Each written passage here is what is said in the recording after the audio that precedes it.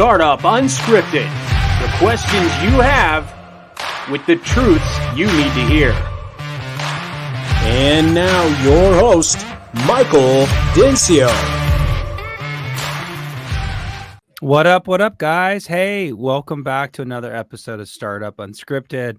This is Mike Dincio, as you guys know, founder of Next Level Consultants, and we are in the midst of Kids Week. We do Shark Week. This is Kids Week.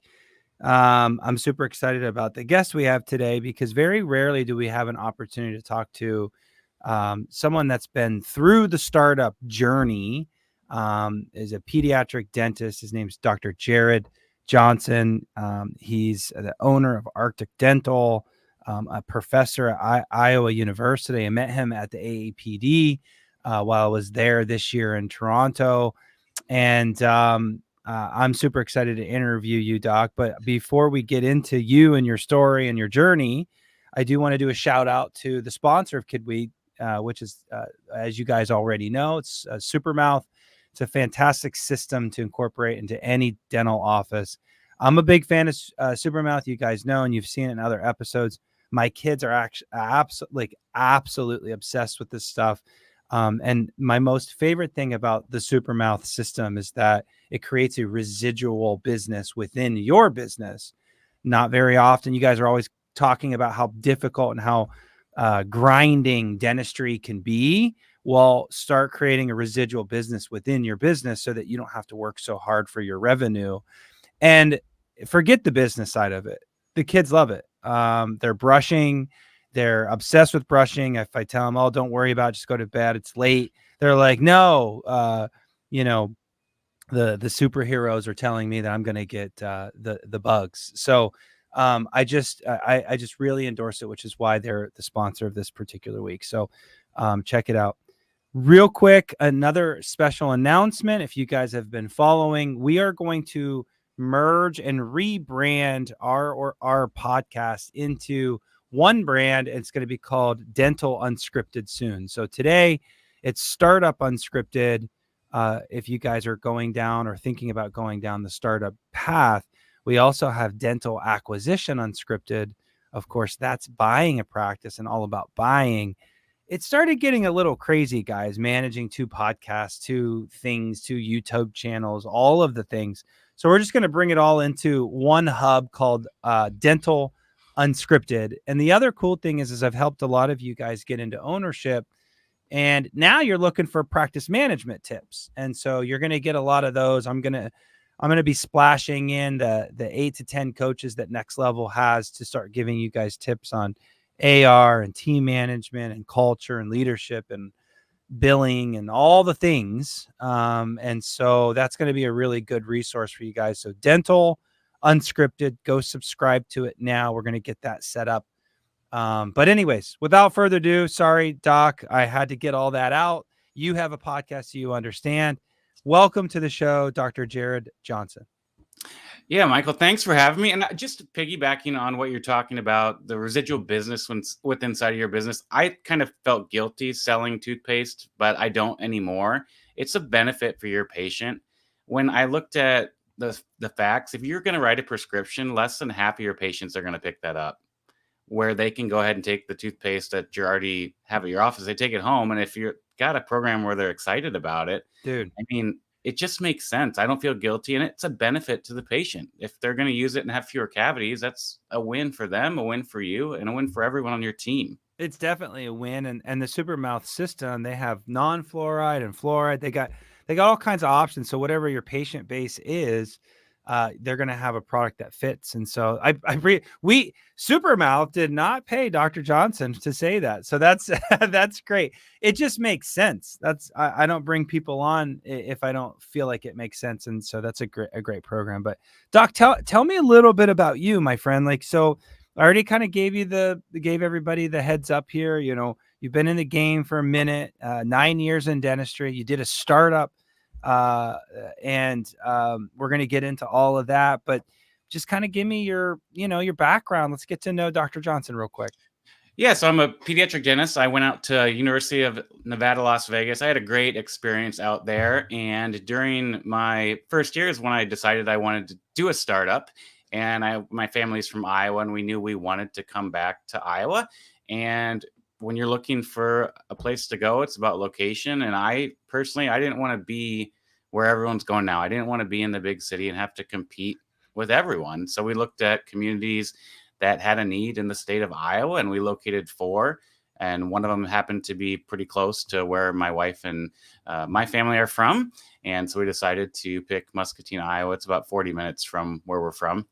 And we started looking for buildings, and we were off from there. So I was planning in my first year residency, planning layouts and build outs and financing and All the things. I think my camera's having problems here. You're okay. We can still hear you great though. So it records separate. So we're good. Let's just keep rolling with it. So one thing that you just said I'd love to dig into, Dr. Johnson, and that is how you picked your location. But big picture, guys, why you might want to consider listening to Dr. Johnson. He is now at a place where he's got over 4,000 patients. He's trying to figure out how to cut down on insurance. So he's in a really good place. He's going to share his woes, I'm sure, but he did this, and you guys can do it too. And so let's get into some of that if you don't mind. So Doc, when you chose your location, just because you said it, you just keyed in on something that I really appreciate and liked, and that is you reverse engineered where the need for dentistry was. Is that what I heard? Yeah, I mean, if you look at where all the grads are going, the pediatric grads now, they're all going to the biggest city in Iowa, and it's like you're gonna be fine, but you're gonna be fighting for those new patients. For And everything. Yeah. I think there's also something to be said about giving back to the community, and then also, in a smaller community, you're going to have more opportunity if you're interested to serve on boards and be a part of other things that can really bring a well-rounded and balanced life to you. With the location, I actually was in Las Vegas when we were trying to find it, so I ended up hiring a company that worked with build outs for dental to actually go in, and they didn't know it was a dentist that was coming in to negotiate the price of the building with them. But we were able to look at a few different sites, and we found one. I was very lucky. I got one right next to a supermarket. So great visibility from an aspect of marketing. My first few years, I just had a tin sign on the wall before we put the big one out there. Pediatric dentist. That's it, right? Or yeah, dentist. I took the sign off the building that was there from the previous owner and painted it and had a local company put my logo on it, and that was about it for a while. What you just said was interesting because a lot of my clients, they want to be where everybody else is. And so what you just said is exactly what I try to get my clients to think about. And that's really just reverse engineering. Where's the need in an area, and be willing to go there, and you're going to have a fantastic lifestyle, a fantastic business. And I think if you look at perspective, where do you spend most of your time? You spend it at work, and then probably during the week, you're probably at home most of the time. You're not out doing all these things that you want to be doing on the weekend, and you still have that opportunity if you're close enough to travel and be there on the weekend if you want to. Yeah, I mean, it 1000%, and I think the key is are you willing to live pretty much anywhere, or maybe more in a rural area? And I think it has just some major benefits. And by the way, when we say rural, it doesn't mean like in the middle of nowhere where there's like nothing to do. like there's a lot of like what I would call fringe markets, or areas where they're emerging, and that might be like 20, 30, 40 minutes even into the major cities, and you can kind of have both. So if you're willing to kind of stretch those limits, that's awesome. Let's pivot though, Doc. Let's pivot because I want to get back before we kind of get into the mechanics of the startup itself. That's what this whole program's about. I really want to tap into you and like how you felt and all the things that you went through, and then now kind of where you're at. So like there is a light at the end of the tunnel. You have a successful business. You're kicking butt, but let's get back to like some of those challenges. If you can take yourself back at almost a decade now, and let's talk about like some of the things that you thought about after you opened, because startups are hard and scary. And like what are a few things that you can remember that were extremely like just extremely difficult or scary for yourself? Do you remember? Can you take yourself back to that?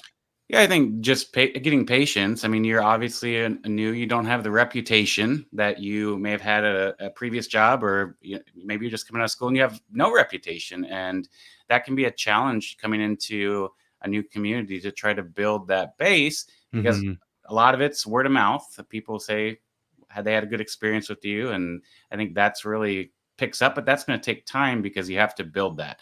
So I remember when we first started, my assistants and I were out at the mall and a Walmart putting flyers on the windshields of cars. I mean, we were doing everything we could to hustle to try to get the word out that, hey, we're here. Here are the services we offer, and we can really give your child a great experience. Yeah. So did you find like the grassroots efforts, the ground marketing, as they say, worked the best, or it was a combination of all of it? But like what worked the best for you?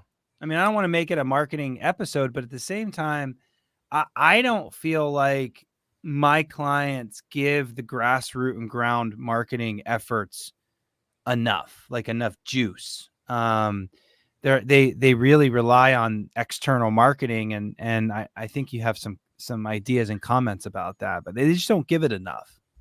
Yeah, I mean, it's work, right? It's definitely not easy to go out and do, an event and have a booth. I mean, remember when we went to the farmer's market and just had information, and we were putting tattoos on the kids, and lo and behold, we come back and some of our patients, that's where they came. We find that out 8 years later that, oh yeah, we met you at the farmer's market. And it's like, well, I guess it did work. Maybe you don't track it as well, but I think it's super simple. If we go to like a Halloween thing, we take an iPad and sign people up for give away something. You give me your email.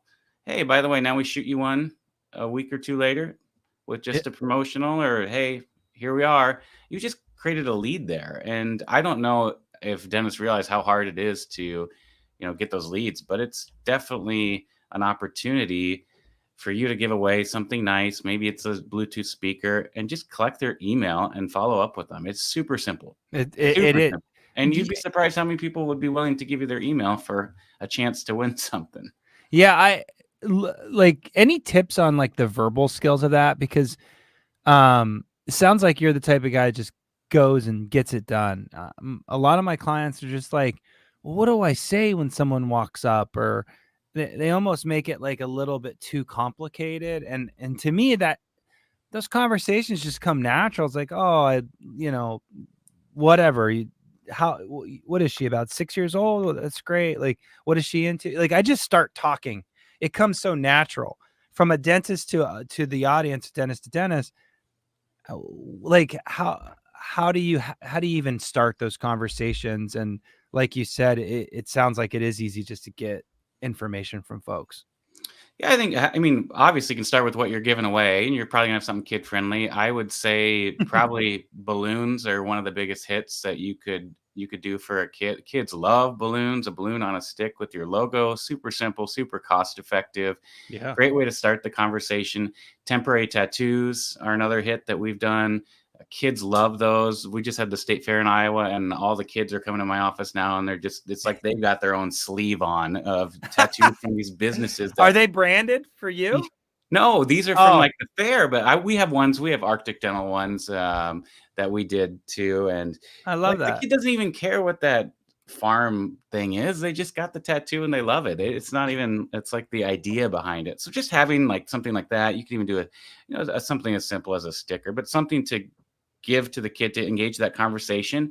And I'm guessing if you're a pediatric dentist, you're probably going to be able to have a conversation with the kid, maybe about something they're wearing, their shoes, you can pick up anything on a kid and give them a compliment. And that's a great way. And if you're not comfortable, you can have one of your assistants do it that's comfortable. It doesn't have to be you. And then after you do that conversation, say, oh, hey, by the way, we were giving away this Bluetooth speaker. If you'd like to enter, here, fill out this simple iPad form. I love that. I love that you're asking, because again, having conversation, being there, being part of the experience is one thing, and it's good for branding. But the key there, there's no surprise. Doctor has over 4,000 patients. The key is asking people, hey, do you have a pediatrician? I'd love to be it. If not, and please sign up and get on our VIP list, because when a lot of these startups are doing a lot of these activities before they even open, and the best case scenario would be you have 100, 200 kids on the list before you've even opened. There's Halloween coming up. There's all kinds of fun things, but so you actually have an iPad and you have people just go for it right there. Yeah, just set up a Google form. If you wanted to not even have that, you could have a QR code they scan on their form that goes to the Google form. You don't even have to have the iPad anymore. I guess that's just what I've done in the past. Maybe I need to update things a little bit, but it's super simple. Yeah. And it's just to say name, email. I love it. I think that's great advice. It is simple. Let's not overcomplicate it, and let's just get out and start shaking hands and quote unquote kissing babies. I think that's great. So clearly that was a big thing for you. Of course, the normal direct mail and pay-per-click and all the things that the marketing companies, we have a whole Shark Week on that. But organic and ground marketing, we're just not talking enough about and doing enough. It's blood, sweat, and tears. Let's take it back even more before something that you said before we even started this episode, and that was that feeling, doctor, of am I gonna make it? What is this supposed to feel like? How busy should I be? I find that a lot of my clients have this expectation of just 10 kids a day right out of the gate. And that's just not how startups work. Did you have a lot of those feelings when you started? Like, oh my gosh, I'm super slow, or we're not going to make it? Kind of think about those first 6 months, because I just think there's a lot of those panic attacks. You usually come from like a really busy office like yours as an associate, and then you do a startup and you're like, whoa, what is going on? Any tips there or thoughts about mindset or grit that you can think about, that you can say or give the audience? Yeah, I don't know what the situation is now with the banks, but less than 2% of dental practices fail. So you're a pretty good bet for these bankers. When I opened up, I joke with my colleagues that I was a reverse millionaire when I opened my office. I had $400,000 in student debt and about $1 million in practice and building debt. That sounds right. And I put no money down. Yeah, no, that's the same. No money down. And that's the bank same. gave me $1 million. So that is kind of a good thing to have in your back of your mind. You're going to get some working capital. I was lucky. I didn't have to dip into any working capital with my startup. But you're going to start out. You're probably going to be maybe 2 patients a day. I mean, on a good day, maybe 6. Yeah. And, I was lean. I was doing the cleanings myself at that time because we had one assistant that was helping out with the phone and the front desk. And if they had a sibling in, I do a cleaning next to them. We do the treatment on another time off until we started to grow the needs. And it can be scary, but every patient that comes in your office is another opportunity to get that word of mouth going. It's so simple. We don't do it enough. It's just have your assistant, your front desk, after they're done with the appointment. How did things go for you today? Yeah. And they rave about it. That's the time to ask for the review. That's the time to ask for, who else do you know that could use our help? Yeah. No, if they don't have an answer, well, then just who specifically came to mind that you thought of? We would love to have you reach out. Here's a card. Here's our information. We'd love to have you reach out to have them have the experience that your kid had with us. That's super awesome. Simple, super, super simple, but too many people are afraid to ask for that. And that is on top of getting the patient. They know so many people. they're They involved in the community. They do. If you make that wow moment in a kid's experience, and parents appreciate that you're really trying to help that kiddo have a good experience, and all the things are clicking and it works. Of course, we always have those those one patients that just everything goes wrong on, but that's not normal, right? And so when you have those incredible experiences, I think you're right. Like parents and moms and dads, they want to almost share and tell other moms and dads. It's like a thing with kids and parents is like, that's all we know how to talk about because we work and take care of our kids. That's all we do all day. And so when you're with friends and family, like that's the best. They're the easiest ones to start talking. Do you have some internal marketing programs that entice or inspire people to refer into your practice? Yeah, we don't have one going on right now. We have in the past. We would give away Starbucks gift card with a nice thermal insulated mug with our logo on it. That was something that we did for a while. Kind of hard to track, but you got to have a good system down to make sure you're getting people when they do refer the credit that they deserve. But that's one thing that we've done in the past. Right now, we're trying to cut back. We're trying to get to be less busy and more profitable with the fewer patients that we're going to see. So we're not really trying to grow in that sense right now until I can get the schedule back under control where I'm comfortable. Let's hit that in a second because they're at about that, like you said, that 7 to 10 year mark. Doctors are looking to scale or become more profitable. You're starting to have more options to do that, and you start playing with the puzzle pieces and all of that. But real quick, when was it in your experience? Again, you went rural, you did it right. You waterfalled upwards. You started with an area that needed a pediatric dentist and built it from there. So you probably had a really fast start. A lot of people that go right downtown Seattle, right downtown Denver, they're just going to grind a little bit more. But in your mind, when did things start feeling like, gosh, I'm going to be okay, I'm breaking even? How quickly did you hit that mark?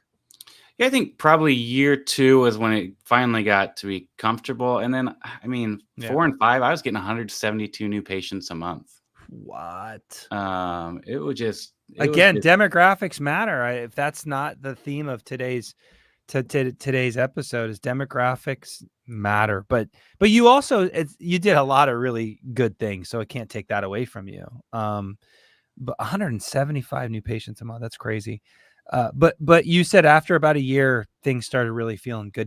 Did you keep an associate job before you quit totally, or? Yeah.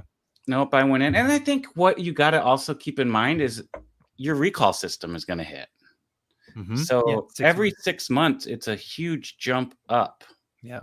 You got to keep that in mind. So it's not like you have that recall built. You're starting from nothing. Yes, that's right. So every 6 months, you're going to essentially have double the patients on your schedule. That's 100. That's 100. Good job. If you got a 90% recall rate, well, even if you don't, I love that you said 90%. That's our target. But even if you had 75 or 60%, which I would be terribly disappointed in that, but still to that point, in 6 months, you should have double the patients. And then I love that you said that, Doc. I literally just got off the phone with a GP, not a pedo. I'm not supposed to talk about GPs, Kids Week, but a GP that was kind of hovering at the 20,000 a month mark in production. He's actually just hit 30. So let's just say he hit 30. He's in month 5. And he's just kind of like bummed a little bit. And rental rates are so expensive in downtown Phoenix where he's at. Again, downtown Phoenix. But I just remind him, like, dude, you're about to hit your 6th month. And then all of a sudden your schedule's going to feel full. And then you're right, Doc, it does it again in the next 6 months. So I love that you said that. You said a year in. So technically that's 2 hygiene cycles. So now you almost kind of have like that triple patient count in a day, give or take, right? Yeah, absolutely. And I think that mindset will help give you a little more confidence too, that you can look at your schedule and know it's going to essentially, for the first one, double, and then maybe a quarter size that the next time. It's Yeah. just, it gives you peace of mind, and they're going to keep coming back if you're doing the right thing. What was I love this. This is like speed round. Let's just tap into everything. Have you had a coach before? You're saying all the right things. You had a consultant in your career? Yeah. So we have a consultant right now, and Awesome. So what do you get out of a consultant? Like you're really hitting all the points that a consultant would say. What have you seen the benefits of that? Or maybe you haven't. Maybe you're working with a terrible consultant. I'm joking. Totally joking. yeah, so I think you go to school to learn dentistry. You don't go to learn the business stuff. And I think it's nice to have someone helping you to know what you don't know. Mhm. And you're a smart person. You may not need the consultant forever. And you may want it just to have someone there to help out with your team, because they can do other things, not just the business side of stuff. They can help with team and relationships.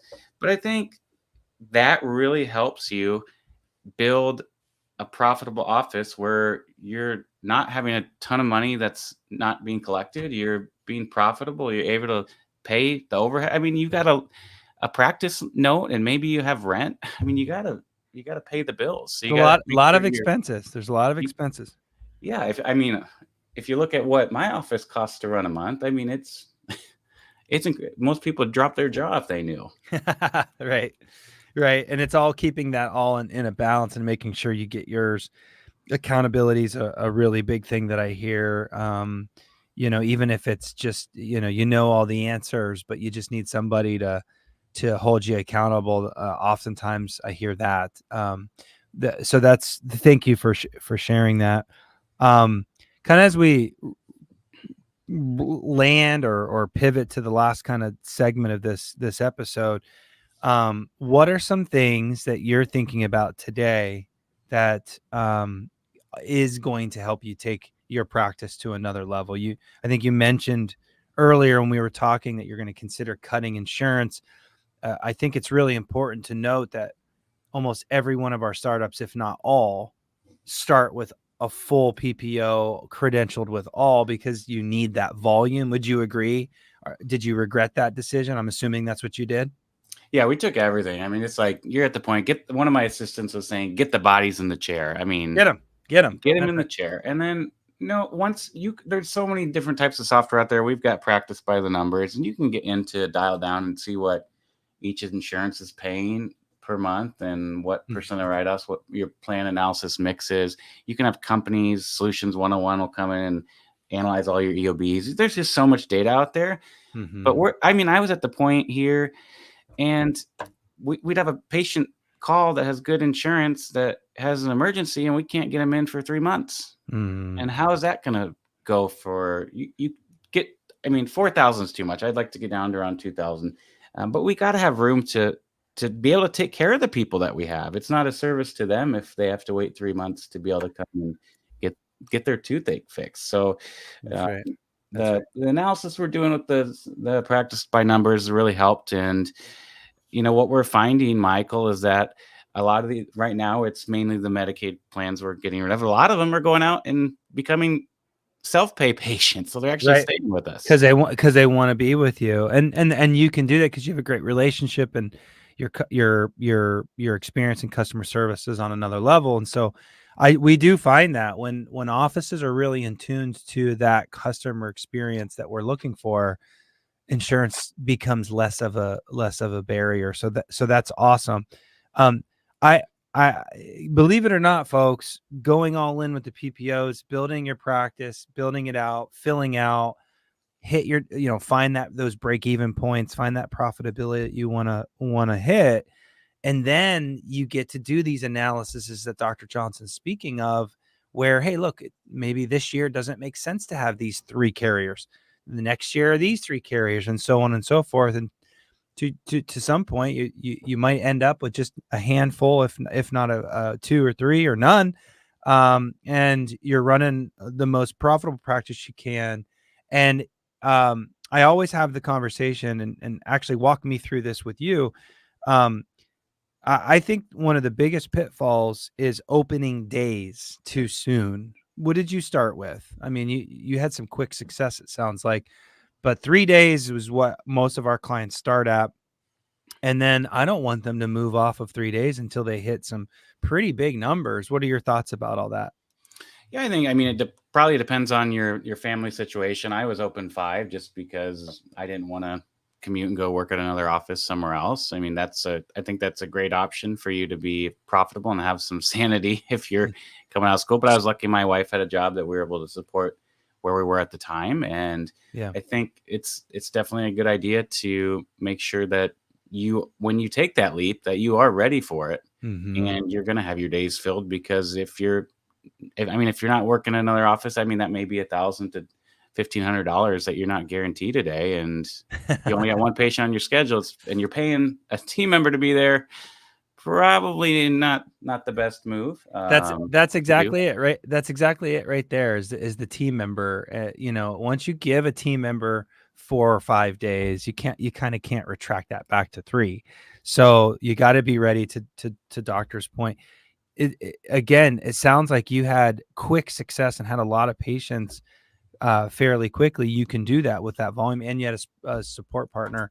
I talk to a lot of doctors, and they hear things like this podcast or another podcast or something they read, and be careful about following Dr. Johnson's path or following somebody on Facebook or whatever. Everybody has a different situation, a unique situation. If you're the breadwinner, you got to be a lot more calculated.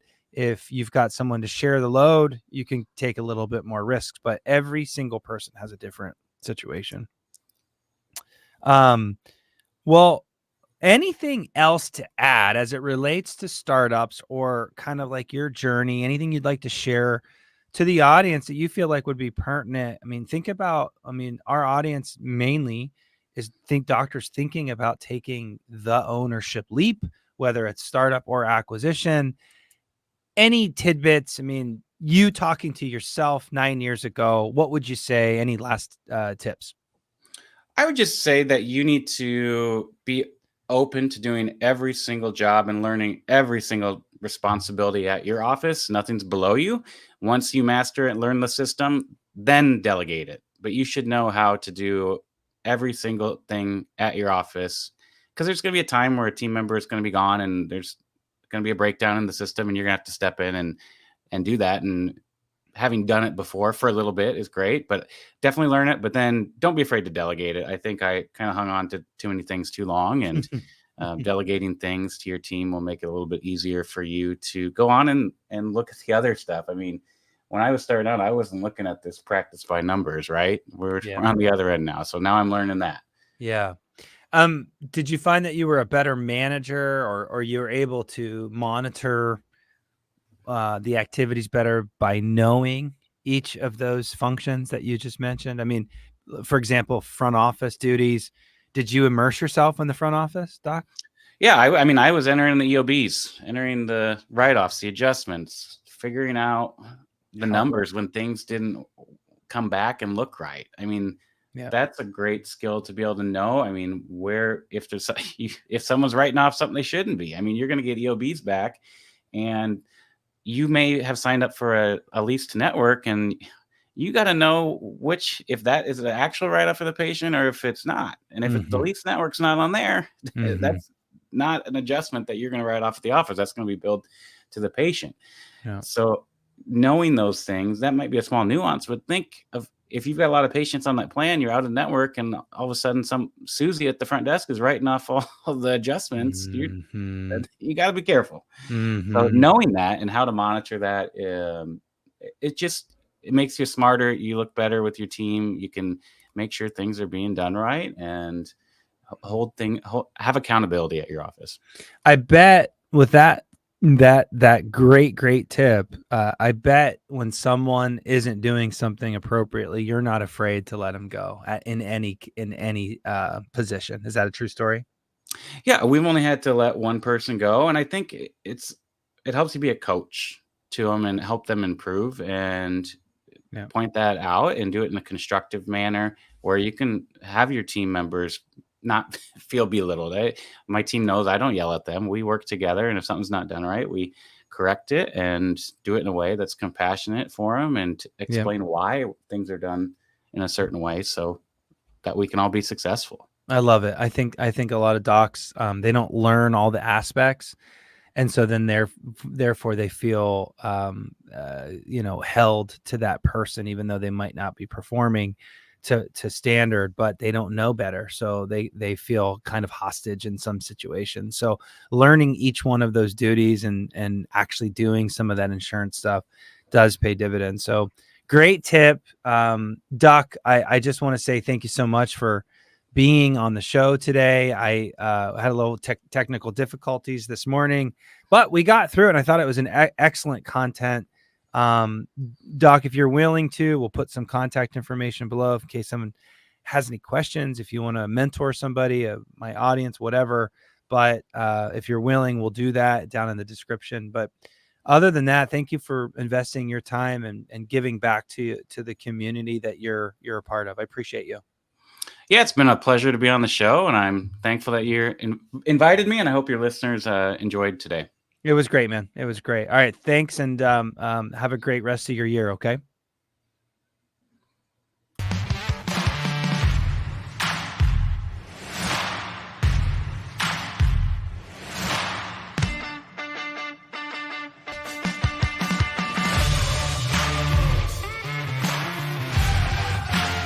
SUPERMOUTH